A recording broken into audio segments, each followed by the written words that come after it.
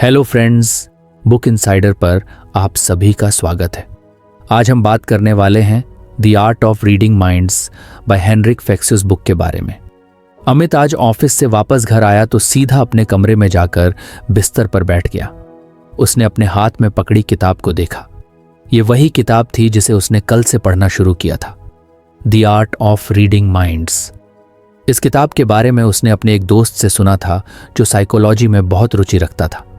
दोस्त ने कहा था कि इस किताब में ऐसे सीक्रेट्स हैं जो किसी के भी माइंड को पढ़ने में मदद कर सकते हैं। अमित ने उत्सुकता से किताब का पहला पन्ना पलटा। पहली लाइन में ही लिखा था कि अंडरस्टैंडिंग नॉन वर्बल कम्युनिकेशन, यानी गैर शाब्दिक संचार को समझना। उसने पढ़ना शुरू किया और महसूस किया कि यह विषय कितना दिलचस्प है। लेखक का कहना था कि लोग अक्सर जो महसूस करते हैं वो हमेशा बोलकर नहीं बताते। कई बार उनके शरीर की हरकतें, चेहरे के भाव और उनके हाव भाव उनकी भावनाओं का असली हाल बताते हैं। अमित सोचने लगा कि अगर वो सच में दूसरों के विचार और भावनाएं पढ़ सकता है तो ये तो किसी सुपर पावर से कम नहीं होगा। उसने तय किया कि आज से वो लोगों की बॉडी लैंग्वेज को गहराई से ऑब्जर्व करेगा, देखेगा कि उनके चेहरे के भाव, उनके जेस्चर्स और उनकी नजरें क्या कहती हैं। ये सोचते हुए वो सोने चला गया और रात को उसने किताब में पढ़ी बातों को अपने दिमाग में घुमाते हुए काफी देर तक सोचता रहा। अगले दिन ऑफिस में पहुंचते ही अमित ने तय किया कि आज वो अपने सहकर्मियों पर ये नई तकनीक आजमाएगा। सबसे पहले उसके पास उसका करीबी दोस्त राहुल आया। राहुल के चेहरे पर एक हल्की मुस्कान थी, लेकिन अमित ने गौर किया कि उसकी आंखें थकी थकी सी लग रही थीं।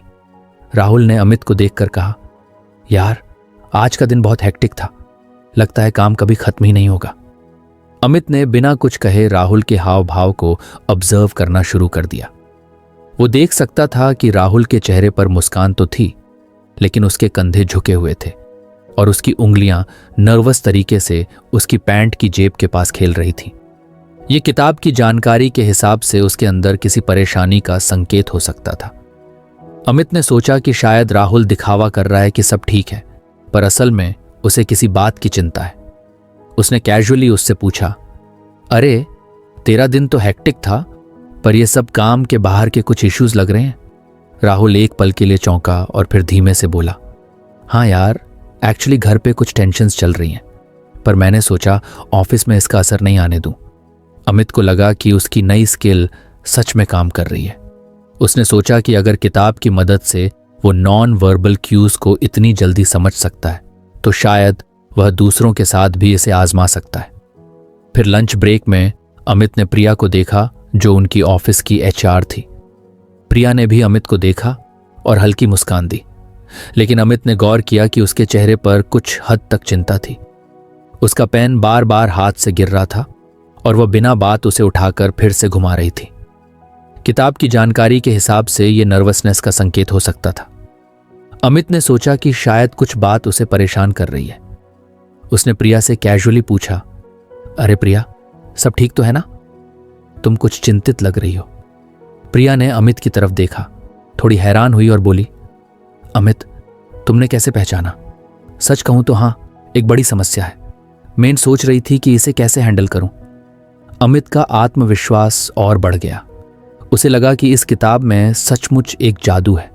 इस नए नजरिए से उसने महसूस किया कि लोग अक्सर अपने अंदर के भावों को छुपा लेते हैं, लेकिन अगर सही तरीके से देखा जाए तो उनके जेस्चर्स और एक्सप्रेशन से काफी कुछ समझा जा सकता है। दिन बीतता गया और अमित इस स्किल को अपने रोजमर्रा की जिंदगी में और लोगों पर भी आजमाने लगा। कुछ दिनों बाद वो अपने एक पुराने दोस्त विक्रम से मिलने के लिए गया। विक्रम काफी समय बाद शहर में आया था और उन्होंने सोचा कि साथ में डिनर करेंगे। डिनर के दौरान अमित ने महसूस किया कि विक्रम के चेहरे पर हल्की उदासी थी। हालांकि वह हंसते हुए बातें कर रहा था, लेकिन उसके हंसने का तरीका कुछ फोर्स्ड लग रहा था। अमित ने नोटिस किया कि विक्रम बार बार अपने कप में रखे पानी को देख रहा था और उसकी उंगलियां कांप रही थीं। किताब की सलाह के हिसाब से ऐसे छोटे छोटे जेस्चर्स अक्सर एंग्जाइटी का संकेत होते हैं। अमित ने हिम्मत करके पूछा, विक्रम, क्या सब ठीक है? तुम कुछ परेशान लग रहे हो। विक्रम ने उसकी तरफ देखा और फिर एक गहरी सांस लेकर बोला, यार मैंने सोचा नहीं था कि तुम ये नोटिस करोगे। दरअसल मैं एक बड़ी प्रॉब्लम में हूं, मुझे समझ नहीं आ रहा कि किससे बात करूं। अमित ने महसूस किया कि उसके फ्रेंड सर्कल में बहुत से लोग अपनी समस्याएं किसी से शेयर नहीं करते, लेकिन जेस्चर्स और एक्सप्रेशन से सब कुछ साफ साफ पता लगाया जा सकता है। उसे लगा कि इस किताब में सच में वो सारी बातें हैं जो उसने कभी नोटिस नहीं की थी। कुछ हफ्ते बाद ऑफिस में एक मीटिंग थी जिसमें कंपनी के सीईओ और मैनेजर्स शामिल थे। अमित ने सोचा कि ये नॉन वर्बल कम्युनिकेशन स्किल्स यहां भी काम में आ सकती हैं। जैसे ही मीटिंग शुरू हुई, अमित ने सीईओ के हाव भाव पर ध्यान देना शुरू किया। सीईओ बोलते वक्त अपने हाथों से टेबल के कोने पर बार बार टैप कर रहे थे और उनकी नजरें सीधी किसी एक पॉइंट पर टिकी थीं। अमित ने किताब में पढ़ा था कि ऐसा बिहेवियर तब देखा जाता है जब किसी को इंटरनली कोई बड़ी चिंता होती है जो वो बाहर नहीं लाना चाहते। अगर आपको हमारी फ्री समरी अच्छी लगती है तो आप हमारे चैनल को सब्सक्राइब कर सकते हैं, हमारी मेंबरशिप खरीद सकते हैं या हमें यूपीआई के थ्रू सपोर्ट कर सकते हैं। अब समरी पर वापस चलते हैं। मीटिंग के बाद अमित ने अपने मैनेजर से कैजुअली पूछा, आपने नोटिस किया सर कुछ डिस्टर्ब लग रहे थे? मैनेजर कुछ हैरान होकर बोला, तुमने कैसे नोटिस किया? दरअसल कंपनी के लिए कुछ फाइनेंशियल चैलेंजेस हैं, लेकिन सीईओ सर ने सबके सामने जिक्र नहीं किया। अमित ने धीरे धीरे महसूस किया कि अब वह अपनी इस स्किल को और भी रिफाइन कर सकता है। वो लोगों के भावों को, उनकी चिंताओं को और उनके थॉट्स को पहले से बेहतर तरीके से समझने लगा था। उसे लगा जैसे हर व्यक्ति के अंदर की एक किताब होती है जिसे वो नॉन वर्बल क्यूज से पढ़ सकता है। दिन ब दिन अमित का कॉन्फिडेंस बढ़ता जा रहा था। उसे लगा कि अब वो किसी के भी सामने बैठकर उनके अंदर की बातें समझ सकता है बिना उनके कुछ कहे। अमित को लगा कि उसे इस स्किल को और भी एक्सप्लोर करना चाहिए। उसने खुद से वादा किया कि वो इस किताब के अगले चैप्टर्स भी पढ़ेगा और अपने नॉन वर्बल कम्युनिकेशन स्किल्स को और निखारेगा। अमित ने अब तक the art of reading minds के पहले लेसन से काफी कुछ सीख लिया था। नॉन वर्बल कम्युनिकेशन के साइंस पहचानने में वो अब पहले से बेहतर हो गया था। उसे ये स्किल इतनी इंटरेस्टिंग लगी कि उसने किताब का दूसरा लेसन पढ़ना शुरू किया। दूसरा लेसन था the power of micro expressions. जैसे जैसे वो पढ़ता गया उसे समझ में आने लगा कि नॉन वर्बल कम्युनिकेशन की और भी गहरी परतें होती हैं। फेक्सियस ने माइक्रो एक्सप्रेशंस के बारे में लिखा था, ये छोटी, तेजी से बदलने वाली फेशियल एक्सप्रेशंस होती हैं जो इंसान की असली फीलिंग्स को कुछ मिली सेकेंड्स के लिए बाहर लाती हैं। ये एक्सप्रेशंस इतनी जल्दी आकर चली जाती हैं कि बहुत से लोग इन्हें नोटिस ही नहीं कर पाते, लेकिन अगर कोई इन्हें पहचानने की स्किल सीख लेता है तो उसे दूसरों के असली इमोशंस और फीलिंग्स का पता चल सकता है, चाहे सामने वाला कितना भी इन्हें छुपाने की कोशिश करे। अमित के लिए ये सब जानना एकदम नया और फैसिनेटिंग था। उसने मन में ठान लिया कि अब वो माइक्रो एक्सप्रेशंस को पहचानने पर ध्यान देगा। उसने किताब को क्लोज किया और खुद से कहा, चलो अब इस नए लेसन को प्रैक्टिस करके देखते हैं। अगले दिन ऑफिस में उसका पहला टारगेट था उसका दोस्त राहुल। जैसे ही वो ऑफिस पहुंचा उसने देखा कि राहुल अपने डेस्क पर बैठा हुआ कुछ फाइल्स में उलझा हुआ था। उसके चेहरे पर गहरी कंसंट्रेशन का भाव था, लेकिन अमित ने एक पल के लिए देखा कि राहुल की आईब्राउज थोड़ी ऊपर उठी हुई थीं और उसकी लिप्स एकदम हल्की सी टाइट थीं। किताब में पढ़ा हुआ ज्ञान अमित के दिमाग में घूमने लगा। फेक्सियस के मुताबिक ऐसे छोटे छोटे एक्सप्रेशंस अक्सर स्ट्रेस और एंग्जाइटी का संकेत होते हैं। अमित ने सोचा कि शायद राहुल किसी बात को लेकर परेशान है जो वो जाहिर नहीं कर रहा। उसने कैजुअली जाकर राहुल के पास बैठते हुए पूछा, क्या हुआ यार, कुछ टेंशन लग रही है? राहुल ने उसकी तरफ देखा, कुछ चौंकते हुए बोला, नहीं नहीं, बस काम ही तो कर रहा था। लेकिन अमित ने गौर किया कि उसने ये बात कहते वक्त अपनी आंखों को एकदम हल्का सा झपकाया, जो किताब में पढ़ी माइक्रो एक्सप्रेशंस की नॉलेज के अनुसार असली फीलिंग्स को हाइड करने की कोशिश का संकेत हो सकता था। अमित ने थोड़ी गहराई से बात करने की कोशिश की। उसने कहा, देख, अगर कुछ है तो बता सकता है। ऐसे छोटे छोटे एक्सप्रेशन से भी समझ में आता है कि कुछ है जो तू नहीं कह रहा। राहुल थोड़ी देर चुप रहा, फिर हल्की सी मुस्कान के साथ बोला, यार सच बताऊं तो आज घर की कुछ टेंशन्स का स्ट्रेस है। सोचा था काम में बिजी होकर इसे भूल जाऊं, पर इतना इजी नहीं होता। अमित को एक बार फिर महसूस हुआ कि यह किताब सच में उसकी मदद कर रही है। उसने राहुल को कुछ और समझाने की कोशिश की और उसे अपना स्ट्रेस शेयर करने का एडवाइस दिया। लंच के दौरान अमित ने सोचा कि इस स्किल को बाकी लोगों पर भी आजमाया जाए। उसके पास मीना नाम की एक कॉलीग आई जो हमेशा चीयरफुल रहती थी, लेकिन आज उसकी आंखों में हल्की सी उदासी थी। मीना ने जब अमित से बात की तो वो हंसने की कोशिश कर रही थी, लेकिन अमित ने एक पल के लिए देखा कि उसकी आंखों के कोनों में हल्की सी मॉइस्चर थी, जो किताब के हिसाब से सैडनेस का संकेत था। अमित ने पूछा, मीना सब ठीक है ना? आज तुम कुछ परेशान लग रही हो। मीना थोड़ी देर के लिए चुप हो गई और फिर हल्की सी आवाज में बोली, अमित तुमने कैसे पहचाना? दरअसल मेरे घर में कुछ दिक्कतें चल रही हैं। मैं ऑफिस में सबके सामने खुश रहने की कोशिश करती हूं, पर कभी कभी ये मास्क टूट ही जाता है। अमित ने महसूस किया कि माइक्रो एक्सप्रेशंस ने सच में उसकी ऑब्जर्वेशन पावर को एक नए स्तर पर पहुंचा दिया था। उसने मीना को समझाने की कोशिश की कि सब कुछ ठीक हो जाएगा और कभी कभी दूसरों के सामने खुद को कमजोर दिखाना भी ठीक होता है। कुछ दिनों बाद एक ऑफिस पार्टी का आयोजन हुआ। सभी लोग पार्टी मूड में थे। अमित ने सोचा कि शायद पार्टी में भी उसे माइक्रो एक्सप्रेशंस को ऑब्जर्व करने का अच्छा मौका मिलेगा। वहां उसने अपने बॉस मिस्टर शर्मा को देखा। मिस्टर शर्मा हमेशा एक कॉन्फिडेंट और एक्सप्रेसिव इंसान थे, लेकिन अमित ने एक पल के लिए देखा कि वो अपने चेहरे पर हल्की सी मुस्कान के साथ वहां खड़े थे, लेकिन उनकी आंखों में एक अजीब सी थकान थी। उनकी अपर लिप हल्की सी टाइट हो गई थी, जैसे कि वो किसी बात को छुपाने की कोशिश कर रहे हो। अमित ने सोचा कि शायद बॉस को किसी बात का स्ट्रेस है जो वो सबके सामने जाहिर नहीं करना चाहते। उसने कैजुअली उनसे बात की शुरुआत की, सर आज कुछ ज्यादा ही बिजी डे लग रहा है, सब ठीक है ना? मिस्टर शर्मा ने हंसते हुए कहा, हाँ सब ठीक है अमित, बस कुछ काम की टेंशन थी, वो खत्म हो गई है। लेकिन उनके चेहरे के एक छोटे से एक्सप्रेशन ने अमित को यह संकेत दे दिया कि बात शायद इतनी सिंपल नहीं थी। उन्होंने एक हल्की सी साई की और अपनी गर्दन एक तरफ घुमा ली, जो किताब के अनुसार डिस्कम्फर्ट और स्ट्रेस का संकेत था। अमित को यह देखकर मजा आ रहा था कि कैसे माइक्रो एक्सप्रेशंस उसे ऐसे क्लूज दे रहे थे जो लोग खुद भी छुपाना चाहते थे। अब उसे यह स्किल इतनी इंटरेस्टिंग लगने लगी थी कि वो हर छोटी छोटी बात पर ध्यान देने लगा था। अगले कुछ दिनों में अमित ने इस स्किल को रिफाइन करने की ठानी। वो लोगों के साथ कैजुअली बातचीत करते हुए उनके एक्सप्रेशंस पर ध्यान देता, उनके चेहरे के बदलते भावों को ऑब्जर्व करता और ये जानने की कोशिश करता कि क्या उनकी बॉडी लैंग्वेज उनके कहे शब्दों से मेल खाती है या नहीं। एक दिन अमित अपनी दोस्त रिया के साथ कॉफी शॉप गया। रिया ने उस दिन एक नया प्रमोशन हासिल किया था और बहुत खुश थी, लेकिन अमित ने गौर किया कि जब वो अपने प्रमोशन के बारे में बात कर रही थी, उसकी मुस्कान जेन्युइन थी, मगर जब उसने अपनी फ्यूचर रिस्पॉन्सिबिलिटीज के बारे में बात करना शुरू किया, उसके चेहरे पर कुछ सेकंड के लिए एक हल्का सा डर झलक गया। उसकी आईब्राउज कुछ पलों के लिए नीचे हो गईं और उसकी नजरें थोड़ी देर के लिए नीचे झुकीं।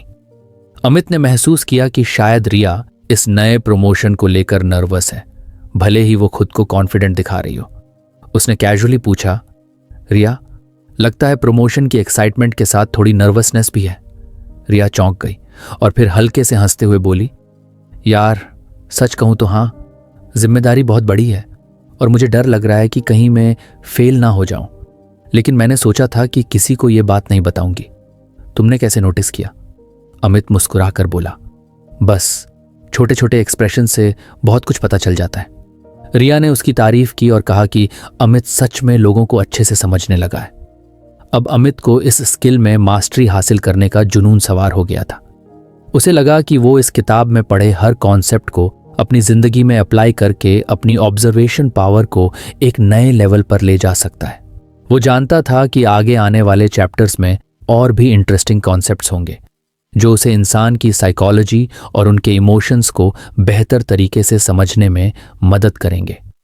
अमित ने खुद से वादा किया कि वो इस किताब को पूरा पढ़ेगा और हर लेसन को अपने व्यवहार में लाकर देखेगा। अमित को the art of reading minds पढ़ते हुए काफी दिन हो गए थे और वो इस किताब के हर लेसन को गहराई से समझने और अपनी जिंदगी में आजमाने की कोशिश कर रहा था। नॉन वर्बल क्यूज और माइक्रो एक्सप्रेशंस पर मास्टरी पाने के बाद उसे लगने लगा था कि वो दूसरों की फीलिंग्स और इमोशंस को बेहतर तरीके से समझ सकता है। अब उसने किताब का अगला चैप्टर पढ़ना शुरू किया, जिसका नाम था एथिक्स ऑफ इन्फ्लुएंस। इस चैप्टर में फेक्सिस ने माइंड रीडिंग टेक्निक्स के एथिकल एस्पेक्ट्स पर बात की थी। उन्होंने चेतावनी दी थी कि दूसरों की भावनाओं और विचारों को पढ़ने की स्किल को मैनिपुलेटिव या सेल्फिश तरीकों से इस्तेमाल नहीं करना चाहिए। उनका मानना था कि इन टेक्निक्स का असली मकसद लोगों के साथ जेन्युइन और मीनिंगफुल कनेक्शंस बनाना है, न कि उन्हें किसी लाभ के लिए एक्सप्लॉइट करना। अमित को यह लेसन बहुत महत्वपूर्ण लगा, क्योंकि अब तक उसने जितना सीखा था वो पावरफुल था, लेकिन इसके एथिकल यूज की भी जरूरत थी। अमित सोचने लगा कि अगर उसे सच में दूसरों के इमोशंस और थॉट्स को पहचानने की ये स्किल मिल गई है तो उसे इसे रिस्पॉन्सिबल तरीके से यूज करना चाहिए। उसने खुद से वादा किया कि वो इस स्किल का इस्तेमाल सिर्फ पॉजिटिव और कंस्ट्रक्टिव पर्पसेस के लिए करेगा। अगले दिन ऑफिस में अमित के पास एक नया प्रोजेक्ट असाइन हुआ।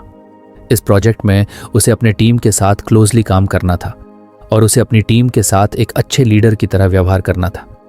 उसने सोचा कि यह सही मौका है अपनी स्किल्स का एथिकल तरीके से इस्तेमाल करने का।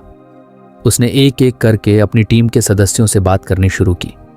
पहली मीटिंग में उसने देखा कि उसकी टीम की एक सदस्य सुमन कुछ असहज लग रही थी। उसकी बॉडी लैंग्वेज से ऐसा लग रहा था कि वो इस प्रोजेक्ट को लेकर बहुत कॉन्फिडेंट नहीं है। उसकी नज़रें बार बार नीचे की तरफ झुक जाती थीं और वो चुपचाप बैठी रहती थी। अमित ने सोचा कि वो सुमन को कंफर्ट देने के लिए अपने माइंड रीडिंग स्किल्स का इस्तेमाल करेगा, लेकिन उसे यह भी याद था कि उसे इसे एथिकली हैंडल करना है। उसने सोचा कि सीधा पूछने से अच्छा है कि वो सटली बात करे ताकि सुमन को अनकंफर्टेबल न लगे। उसने बातचीत का माहौल कैजुअल रखने की कोशिश की और धीरे धीरे उसकी फीलिंग्स जानने की कोशिश की। अमित ने हल्के अंदाज में कहा, सुमन, यह प्रोजेक्ट कुछ चैलेंजिंग तो है, लेकिन मैं समझ सकता हूं कि शायद शुरुआत में कुछ डाउट्स होंगे। कोई भी नया प्रोजेक्ट कुछ ओवरवेलमिंग लग सकता है। सुमन ने उसकी तरफ देखा और थोड़ी मुस्कुराई। वो कुछ रिलैक्स्ड महसूस करने लगी और धीरे धीरे अपनी असली फीलिंग्स शेयर करने लगी। उसने बताया कि उसे नया प्रोजेक्ट कुछ कॉम्प्लेक्स लग रहा है और वो नर्वस महसूस कर रही थी कि कहीं उसकी वजह से पूरी टीम का काम स्लो ना हो जाए। अमित ने उसे एनकरेज किया और उसे भरोसा दिलाया कि वो पूरी टीम का हिस्सा है और सभी लोग एक दूसरे का सपोर्ट करेंगे। अमित को लगा कि उसने इस स्किल को एक एथिकल तरीके से यूज किया है। उसने सुमन की मदद के बिना उसे मैनिपुलेट किए या अनकंफर्टेबल महसूस कराए। अगले कुछ दिनों में अमित ने महसूस किया कि अपनी टीम के साथ काम करना एक बहुत अच्छी लर्निंग अपॉर्चुनिटी है। वो अपने सभी टीममेट्स की नॉन वर्बल क्यूज और माइक्रो एक्सप्रेशंस को ध्यान से ऑब्जर्व करता, लेकिन एथिकल बाउंड्रीज में रहते हुए ही। वो कभी किसी के पर्सनल स्पेस में इंटरफियर नहीं करता, बस सटल तरीके से अपनी बातों से उनको कंफर्टेबल बनाने की कोशिश करता। एक दिन अमित का सामना अपनी टीम के एक और सदस्य विक्रांत से हुआ। विक्रांत बहुत कॉन्फिडेंट और आउटस्पोकन व्यक्ति था, लेकिन अमित ने देखा कि कुछ दिनों से वो थोड़े चुप चुप रहने लगा था। विक्रांत का चेहरा अक्सर तनावग्रस्त दिखता था और वो डिस्कशंस के दौरान भी अवॉइडेंट नजर आ रहा था। अमित ने सोचा कि शायद विक्रांत किसी परेशानी में है, पर यह समझना मुश्किल था कि वो क्या छुपा रहा है। अमित को याद आया कि इस स्किल का सही इस्तेमाल तभी है जब इसे दूसरों की मदद के लिए किया जाए, न कि उन्हें मैनिपुलेट करने के लिए। उसने विक्रांत से सीधे कुछ नहीं पूछा, बल्कि कैजुअली एक लंच पर उसे इनवाइट कर लिया। लंच के दौरान अमित ने उसे बहुत ही कैजुअल तरीके से पूछ लिया, सब ठीक तो है ना विक्रांत?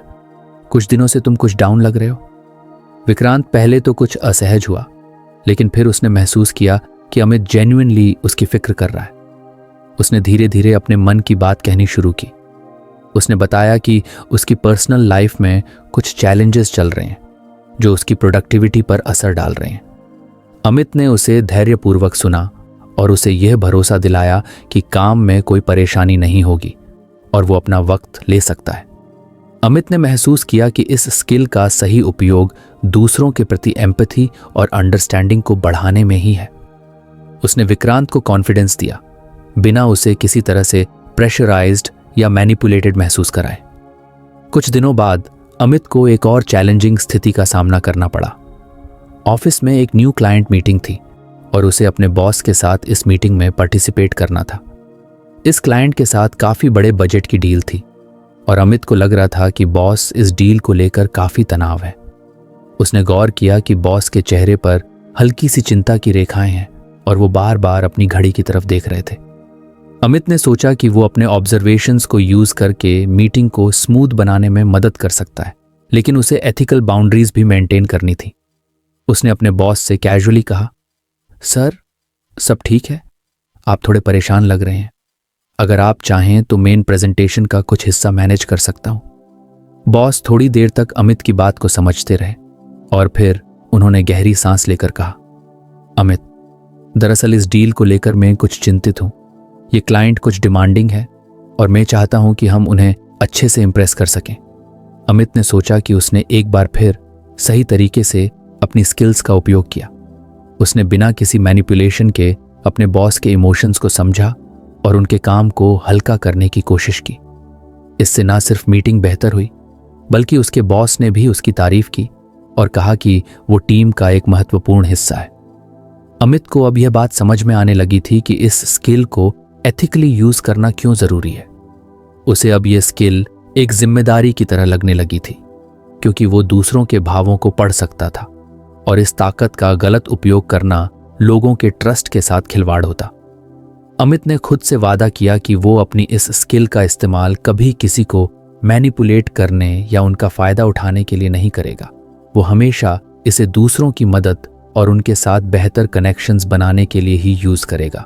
उसने सोचा कि फेक्सियस ने सही कहा है कि माइंड रीडिंग एक पावरफुल टूल है, लेकिन इसे एक एथिकल फ्रेमवर्क के साथ ही इस्तेमाल किया जाना चाहिए।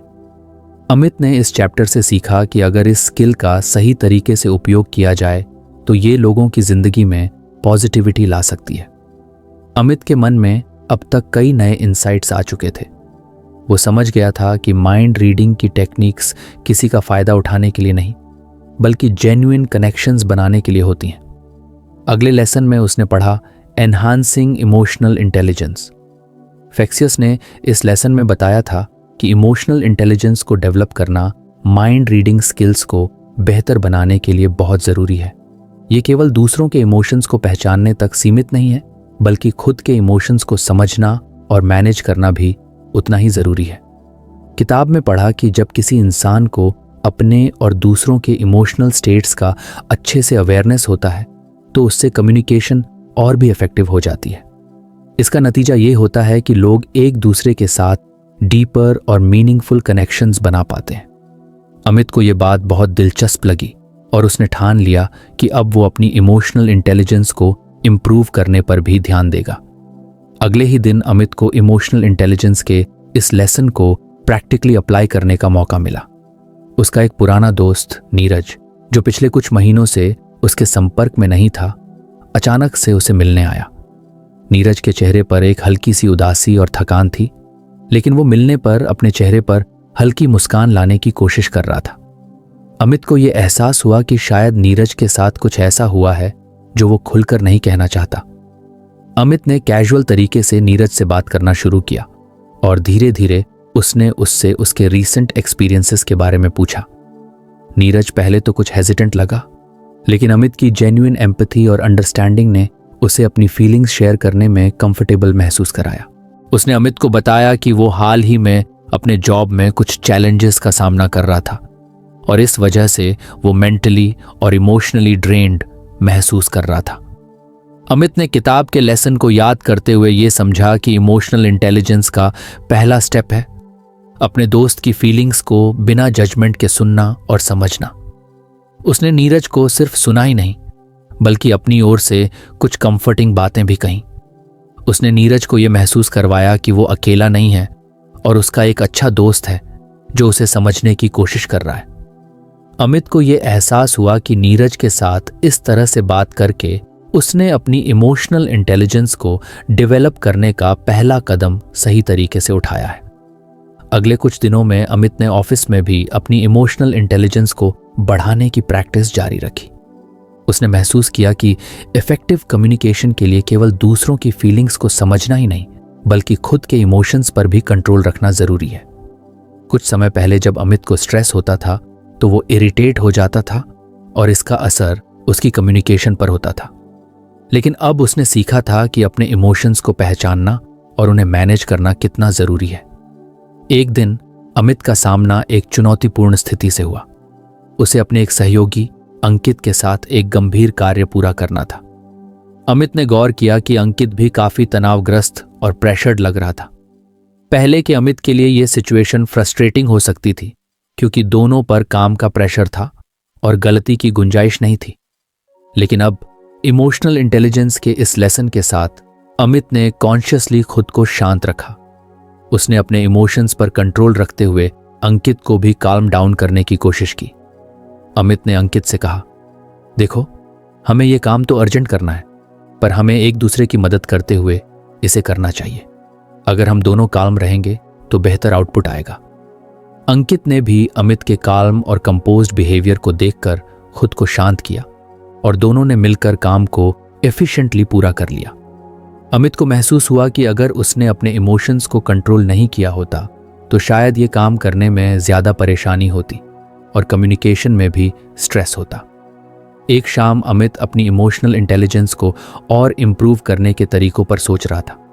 उसने किताब में पढ़ा था कि अपने इमोशंस को समझने और उन्हें कंट्रोल में रखने के लिए सेल्फ रिफ्लेक्शन भी बहुत ज़रूरी है। उसने सोचा कि शायद सेल्फ रिफ्लेक्शन से उसे अपने अंदर छुपी हुई फीलिंग्स और रिएक्शंस को समझने में मदद मिलेगी। उसने एक नोटबुक ली और अपनी फीलिंग्स को लिखना शुरू किया। उसने लिखा कि किन किन सिचुएशंस में वो खुद को स्ट्रेस्ड, हैप्पी, सैड या एंग्शियस महसूस करता है। उसने महसूस किया कि ये सेल्फ रिफ्लेक्शन एक्सरसाइज उसे अपने इमोशंस के ट्रिगर्स को समझने में मदद कर रही थी। उसने सोचा कि अगर वो अपनी फीलिंग्स के पीछे की वजह को अच्छे से समझ लेगा तो उसे उन्हें मैनेज करने में भी आसानी होगी। अमित ने यह भी सोचा कि अगर वो अपनी इमोशनल इंटेलिजेंस को इम्प्रूव करना चाहता है तो उसे एम्पैथी को भी डेवलप करना होगा। एम्पैथी का मतलब है कि दूसरे के इमोशंस को समझना और उनकी सिचुएशंस को उनकी नज़रों से देखना। अमित ने इसे प्रैक्टिस में लाने के लिए कॉन्शियसली हर बातचीत में दूसरे व्यक्ति की पर्सपेक्टिव को समझने की कोशिश की। एक दिन ऑफिस में अमित का एक कॉलीग रीना उसे बहुत परेशान दिखाई दी।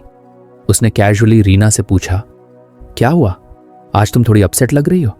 रीना पहले कुछ हेजिटेंट हुई, लेकिन फिर उसने बताया कि उसकी पर्सनल लाइफ में कुछ इश्यूज चल रहे हैं जिसकी वजह से वो काफ़ी परेशान है। अमित ने एम्पैथी दिखाते हुए उससे कहा, देखो, मैं तुम्हारी सिचुएशन को पूरी तरह से समझ नहीं सकता, लेकिन अगर तुम्हें बात करने का मन हो तो मैं सुनने के लिए हमेशा तैयार हूं। रीना को अमित का ये जेस्चर बहुत कंफर्टिंग लगा और उसने अपने दिल की बात अमित से शेयर की। अमित को इस बात से खुशी हुई कि उसने अपनी इमोशनल इंटेलिजेंस को सही तरीके से इस्तेमाल करते हुए रीना की मदद की। उसने ये सीखा कि एम्पैथी दिखाने से न सिर्फ दूसरों को कंफर्ट मिलता है बल्कि एक डीपर कनेक्शन भी बनता है। अब अमित को यह महसूस होने लगा था कि उसकी कम्युनिकेशन स्किल्स भी पहले से बेहतर हो गई हैं।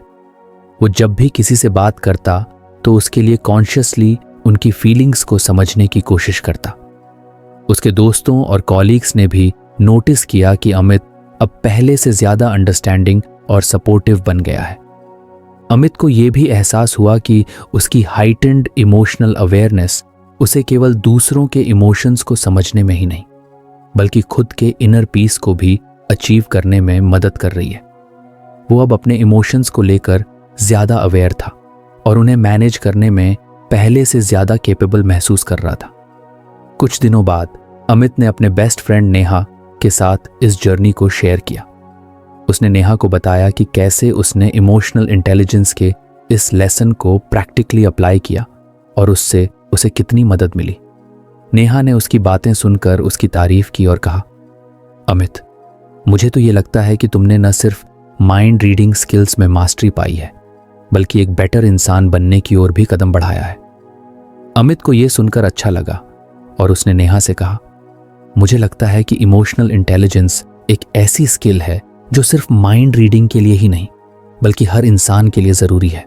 ये हमें दूसरों के साथ अच्छे रिलेशनशिप्स बनाने में मदद करती है और साथ ही हमें अपने आप को भी बेहतर तरीके से समझने का मौका देती है।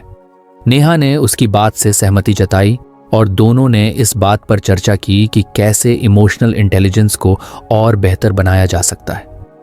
अमित ने इस लेसन के बाद खुद से वादा किया कि वो अपनी इमोशनल इंटेलिजेंस को लगातार इम्प्रूव करता रहेगा और इस स्किल को सिर्फ माइंड रीडिंग में ही नहीं बल्कि अपनी पूरी लाइफ में अप्लाई करेगा। अमित अब तक the art of reading minds में कई वैल्यूएबल लेसन्स पढ़ चुका था और उसने इमोशनल इंटेलिजेंस और एम्पैथी को अपनी जिंदगी में अच्छी तरह से अपनाया था। अब किताब के अगले चैप्टर में उसने प्रैक्टिकल एप्लीकेशंस एंड एक्सरसाइजेस के बारे में पढ़ना शुरू किया। इस चैप्टर में फेक्सियस ने बताया कि माइंड रीडिंग स्किल्स को सिर्फ थ्योरी में जान लेना ही काफ़ी नहीं है, उन्हें प्रैक्टिस में लागू करना भी ज़रूरी है।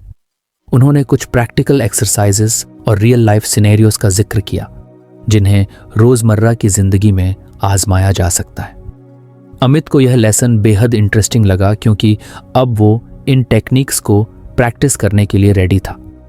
उसने तय किया कि वो हर दिन किताब के एक्सरसाइजेस को फॉलो करेगा और अपनी स्किल्स को बेहतर बनाएगा। उसे समझ में आ गया था कि जितना ज़्यादा वो इन टेक्निक्स को प्रैक्टिस करेगा उतनी ही उसकी स्किल्स शार्पन होंगी। पहली एक्सरसाइज थी किसी व्यक्ति के मूड को सिर्फ उनकी बॉडी लैंग्वेज से पढ़ना। इसका मतलब था कि अमित को बिना ज़्यादा बातचीत किए सामने वाले व्यक्ति के हाव भाव और जेस्चर्स को ऑब्जर्व करना था। उसने सोचा कि वो इस एक्सरसाइज को सबसे पहले अपने ऑफिस के कॉलीग्स के साथ ट्राई करेगा। अगले दिन ऑफिस में उसने नोटिस किया कि उसकी एक सहकर्मी कविता हमेशा की तरह एनर्जेटिक नहीं दिख रही थी। उसने ऑब्जर्व किया कि कविता बार बार अपनी कुर्सी पर बैठकर सोच में डूबी सी दिख रही थी। उसके कंधे थोड़े झुके हुए थे और वो बहुत कम बात कर रही थी। अमित ने अपनी ऑब्जर्वेशन को ध्यान में रखते हुए सोचा कि कविता शायद किसी पर्सनल टेंशन से गुजर रही है। उसने बिना डायरेक्टली पूछे कैजुअली बात करने की कोशिश की ताकि वो खुद अपनी फीलिंग्स जाहिर कर सके। अमित ने कविता से कहा, आज कुछ थके थके लग रहे हो, सब ठीक तो है ना? कविता ने हल्की सी मुस्कान दी और कुछ हेजिटेट करते हुए बताया कि उसके परिवार में किसी की तबीयत ठीक नहीं है और वो इसलिए थोड़ी चिंतित है। अमित को अपने ऑब्जर्वेशन स्किल्स पर कॉन्फिडेंस महसूस हुआ और उसने कविता को पॉजिटिव तरीके से कंफर्ट किया। उसने सोचा कि ये एक्सरसाइज सही दिशा में जा रही है और उसने एक एथिकल और सटल अप्रोच अपनाकर अपनी स्किल्स को सही तरीके से लागू किया है। अगली एक्सरसाइज थी किसी व्यक्ति की माइक्रो एक्सप्रेशंस पर फोकस करना। इस एक्सरसाइज में वो छोटी छोटी फेशियल एक्सप्रेशंस को पकड़ने की कोशिश कर रहा था, जैसे कि किसी की आईब्राउज का हल्का सा उठना या चेहरे पर फ्लीटिंग सी खुशी, दुख या घबराहट का आना। इस एक्सरसाइज को आजमाने के लिए अमित ने सोचा कि वो अपनी फ्रेंड सर्कल के साथ ये टेक्निक प्रैक्टिस करेगा। वो अपने दोस्तों के साथ डिनर पर गया और कैजुअली उनसे बातें करने लगा। उसने देखा कि जब उसने अपने दोस्त राकेश की एक पुरानी मज़ेदार बात का जिक्र किया तो राकेश ने हल्का सा मुस्कुराकर चेहरा को झुका लिया। ये एक सुबटल सिग्नल था जिससे अमित ने अनुमान लगाया कि शायद उस मेमोरी के साथ कुछ ऐसी फीलिंग्स जुड़ी हुई थीं जिन्हें वो सबके सामने शेयर नहीं करना चाहता था। उसने डायरेक्टली कुछ नहीं कहा, लेकिन अमित ने राकेश को फील कराया कि वो उसकी फीलिंग्स को समझ सकता है और अगर उसे कभी बात करनी हो तो वो हमेशा उसके लिए अवेलेबल है। अमित को इस एक्सरसाइज में भी सफलता महसूस हुई। उसे लगा कि माइक्रो एक्सप्रेशंस को पकड़ने की यह स्किल दूसरों की गहरी भावनाओं को समझने में मदद कर सकती है और उसने इसे अपने दोस्तों और कॉलीग्स के साथ सेंसिटिविटी के साथ अप्लाई करना शुरू किया। फिर आया तीसरा एक्सरसाइज, एक्टिव लिसनिंग को इम्प्रूव करना। फेक्सियस ने लिखा था कि माइंड रीडिंग स्किल्स को इफेक्टिवली अप्लाई करने के लिए एक्टिव लिसनिंग बहुत ज़रूरी है।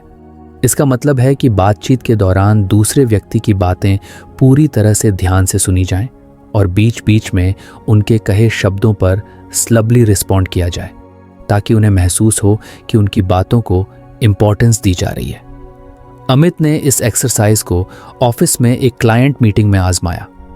उसने क्लाइंट की बातों को बिना इंटरप्शन किए ध्यान से सुना और बीच बीच में छोटी सी रिस्पॉन्स दी, जैसे मैं समझता हूं या मैं देखता हूं, ताकि क्लाइंट को यह महसूस हो कि वो सच में उनकी बातों को समझ रहा है। इसके बाद उसने क्लाइंट की कुछ महत्वपूर्ण बातों को अपने जवाब में रिपीट किया जिससे क्लाइंट को यह कंफर्म हुआ कि अमित ने उसकी बातों को जेन्युइनली सुना है। अमित को इस एक्सपीरियंस से बहुत फायदा हुआ। उसने देखा कि क्लाइंट के साथ उसकी कम्युनिकेशन बेहतर हुई और क्लाइंट ने भी उसके प्रयासों की सराहना की। उसे समझ में आ गया कि एक्टिव लिसनिंग न केवल माइंड रीडिंग के लिए बल्कि किसी भी मीनिंगफुल रिलेशनशिप के लिए बेहद जरूरी है। इन एक्सरसाइजेस को कुछ दिनों तक करने के बाद अमित को महसूस हुआ कि उसकी ऑब्जर्वेशन स्किल्स और भी शार्प हो गई हैं। उसे अब छोटी छोटी चीजें नोटिस करने की आदत पड़ गई थी।